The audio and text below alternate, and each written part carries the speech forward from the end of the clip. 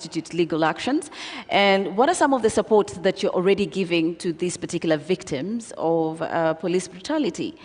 Because there was issues of psychological trauma, especially for the victims that underwent the brutality. Yeah. Thank you very much. Well, allow me first to state that in our country, we have the Constitution.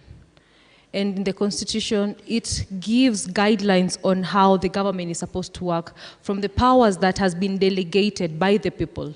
They do not have the sovereign powers. And it's also from there that such bodies like LSK are formed to keep checks and balance to the government. Now, as you've asked me, what are the measures that have been taken? As LSK, our first mandate is to uphold the rule of law. When you're upholding the rule of law, we're reminding the government, the current regime, which is trying to do and act on its draconian acts, that justice is our shield and defender. And it is not a cloistered virtue. And that's why we called upon our young members to go on the streets, pro bono, to live billable hours, so that we help those whom were peacefully assembling to protest and they were arrested, abducted and taken to police station or detained in places we don't know. We do not have the much capacity to take them to psychological places, but we've been able to partner with other people, with NGOs, with human rights organizations, with psychiatrical facilities, so that we be able to enable them to get such help. Because we are not in normal times anymore. We are in abnormalities. Someone goes to the street to protest, they don't go home, their families are scared, they don't even know where their child has gone to. When you call the phone, no one answers. A good example, the KSL student seated on my left. We got information of where he was found in Murang'a. I was the key person to get that information. And it was so unfortunate that he couldn't even comprehend or even want to speak. So it's only God who knows what he went through. And this government does not even care about that. So the measures that you're taking as LSK is you're reminding the government to uphold the rule of law, because justice is non-negotiable. Stop abducting people.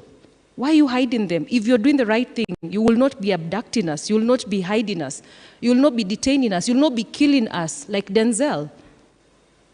So we are calling upon all wishers, especially these organizations that has such facilities.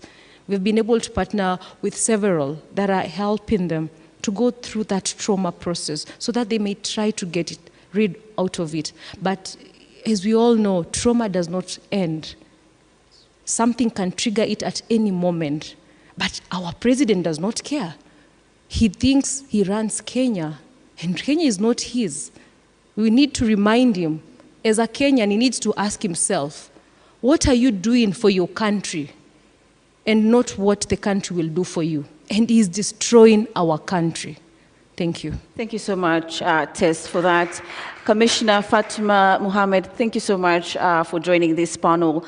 Previously, from our discussions, one of the panelists actually pointed out that IPOA is failing on its job to do its mandate, that is to oversight.